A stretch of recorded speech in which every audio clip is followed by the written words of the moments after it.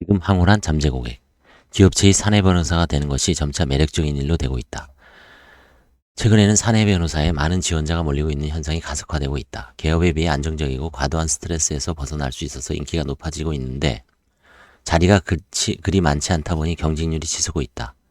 헌데 관건은 대체 어떤 방식으로 기업의 CEO를 만나서 나를 어필할 수 있는가이다. 시중에는 수많은 변호사들이 울거리고 있다. 그리고 웬만큼 이름 있는 기업이라면 사내 변호사직에 많은 변호사들이 지원할 텐데 이러한 여건에서 특히 후발주자 변호사는 과연 어떻게 해야 좋을까? 경력직을 선호하는 추세는 사내 변호사 모집에도 이어지고 있다. 그러니 새내기 변호사들에게 사내 변호사는 더욱 높은 벽으로 다가온다. 사내 변호사가 되고 싶다면 다음의 내용을 잘 응용하면 좋은 결과를 얻을 수 있겠다. 아무리 내가 유능한 변호사이고 좋은 실적을 일궈냈다 해도 그 사실만으로는 거래가 성립되지 않는다. 즉 상대방이 나를 선택해야 할 이유가 없다는 뜻이다. 이런 경우 가장 강력한 방법 중에 하나는 그 CEO에게 내가 의미 있는 존재가 되는 방법이다. 다시 말해 그를 감동시켜서 나를 특별한 존재로 부각시킨다는 의미가 된다. 어떻게 그럴 수 있을까? 우선 추천하는 정보 소스로는 잡지를 둘 수 있다. 경제 경영 전문지, CEO 전용 잡지, 업계지, 무역협회지, 비즈니스 전문지 등에는 성공한 기업인의 기사나 인터뷰 자료가 많이 있다. 그 중에서 의미 있는 상을 받거나 타고난 실적을 낸 CEO가 좋은 타깃이 된다. 그래서 유력한 잡지에 자신을 칭찬한 기사가 번듯하게 나면 많은 사람들이 그걸 알아봐 주길 바라고 또 스스로 뿌듯할 수밖에 없다. 누구라도 그러할 것이다. 이때 의외의 인물인 제3자가 자신을 알아봐주고 인정해주며 칭찬해준다면 어찌 기쁘지 않겠는가. 그러기 위해서 평소 신문이나 잡지 등을 읽을 때 무심코 넘기지 말고 지금 기쁘고 행복한 결정자급 인사의 목록을 만들어 두는 것이 좋다. 그들의 인터뷰, 기사, 시상 내역 등의 뉴스를 정기적으로 리뷰하는 습관을 기르자. 그런 사실을 미리 알고 오는 사람에게는 아무래도 친밀감과 관심을 가지며 대적할 수밖에 없을 것이다. 그렇다면 어떻게 관심을 보여야 할까? 기분이 좋은 상대방을 축하하고 치하할 뿐 아니라 그런 기사를 내용으로 한 기념패를 만들어 직접 건네는 것이다. 일반적으로 CEO에게 단번에 다가서기란 쉽지 않다.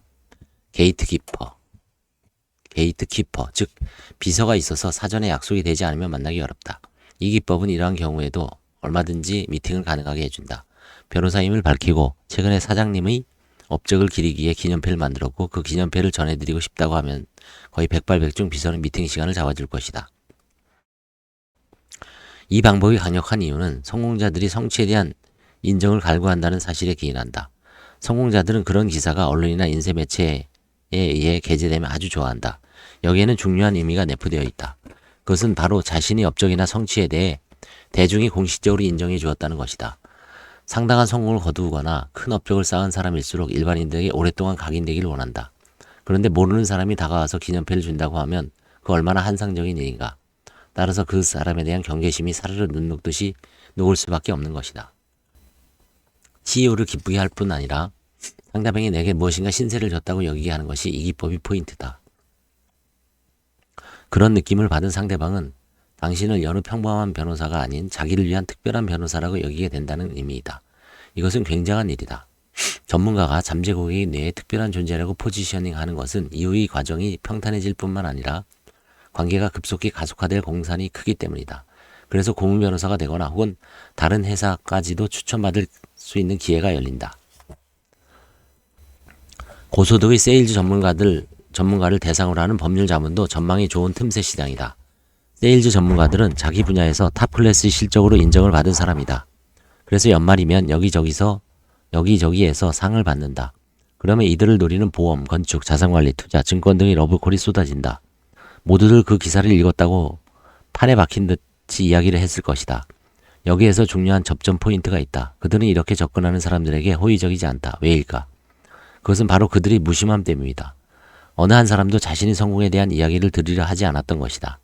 이들이 좋아할 질문은 바로 이것이다. 어떻게 해서 이런 실적을 이루셨나요? 선생님의 무용담이 정말 궁금합니다. 이렇게 공허함을 느끼는 세일즈 전문가들에게 절세에 관한 법률 자문을 한다고 가정해보자.